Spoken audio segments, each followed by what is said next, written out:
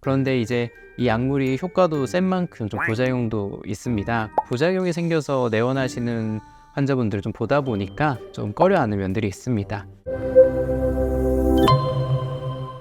안녕하세요. 정신과 전문의 이준용입니다. 여러분 다이어트를 할 때 다이어트 약물을 복용하면서 다이어트를 하는 경우도 있는데요. 보통 일반적으로 다이어트 약 쓰면 생각하시면은 이제 나비약이라고도 하죠. 이제 펜터민, 디에타민이라는 약을 처방을 받는 경우가 있는데요. 그리고 그 외에 보통 이제 항우울제 중에 이제 플록세틴이라는 성분의 항우울제가 있습니다. 그건 항우울제 중에 식욕이 저하되는 효과가 있어서 다이어트 약으로 좀 처방이 되곤 하는데요. 이 약물에 대해서 좀 더 설명드리도록 하겠습니다.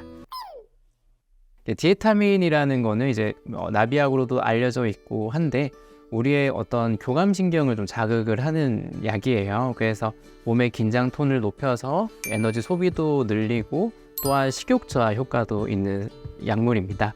그런데 이제 이 약물이 효과도 센 만큼 좀 부작용도 있습니다. 현재는 이제 한 달 이상 이 약물을 좀 복용하지 않게 좀 막아놓은 상태입니다. 아무래도 몸을 긴장시키기 때문에 불면이 제일 좀 자주 있는 부작용이고요. 그 외에 이제 가슴 두근거림 등이 있을 수 있습니다. 그리고 정신과적으로는 모든 사람은 아니지만 이제 드물게 망상이나 이제 환청 같은 정신병적 증상이 나타나는 경우도 있고요. 또 그 외에 이제 감정의 기복이 좀 유발돼서 많이 이제 예민해진다든지 우울감이나 불안감 같은 증상들이 생기는 경우가 있어요. 그래서 저희 정신과 의사들은 이런 디에타민을 복용하면서 부작용이 생겨서 내원하시는 환자분들을 좀 보다 보니까 아무래도 이제 디에타민 같은 경우를 다이어트에 쓰는 것을 조금은 좀 꺼려하는 면들이 있습니다. 그래도 최근에는 이제 큐시미아라고 펜터민 성분을 조금 줄이면서 다른 약물이랑 같이 결합한 약이 있는데요.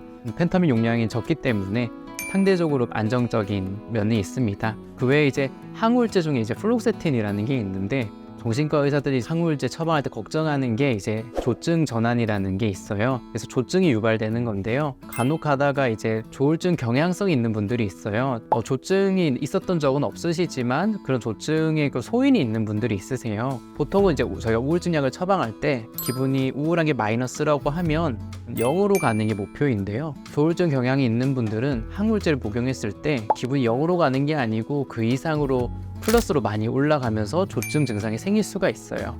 조증 증상은 이제 말씀이 많아지거나 밤에 잠을 안 자도 피곤하지도 않고 충동적이 되고 이러한 증상들인데 무분별하게 이제 항우울제를 드시게 될 경우에는 물론 조증 유발하는 위험성이 있기 때문에 좀 주의를 해야 되는 경향이 있습니다. 약물을 건강하게 이용하는 방식은 예를 들어 우울이나 불안이 심해서 스트레스를 먹는 걸로 푸는 분들은 이러한 항우울제를 좀 복용을 하면서 우울이나 불안 톤을 낮추는 게 방법일 것 같고요. ADHD가 있어서 충동성이 너무 강해서 식욕 조절이 어려운 분들은 이런 콘서타나 스트라테라 같은 ADHD 약물을 복용하면서 좀 조절하는 게 중요할 것 같습니다. 이러한 약물들은 한시적인 거라 보면 좋을 것 같아요. 우리가 궁극적으로는 건강한 식습관이나 운동이나 활동량 같은 걸 가져가면서 다이어트를 하는 게 궁극적인 목표인데 건강한 식이습관을 가져가는데 있어서 약물은 좀 더 도움이 되는 거고요. 약물만 믿고 식이 조절을 잘 하지 않고 건강한 식습관을 들이지 않은 채 약물로만 빼는 경우에는 약을 바로 끊으면 요요가 오는 경우가 되게 많습니다. 이런 다이어트 약물을 좀 쓰면 안 되는 분들은 일단은 항우울제 같은 경우 실제 조울증이 있는 분들은 절대 금기예요. 쓰시면 바로 좀 조증이 올 수가 있고 이전에 텐터민을 드셨을 때 부작용이 나타났던 분들은 그거는 다시 안 드시는 게 가장 권장을 드립니다.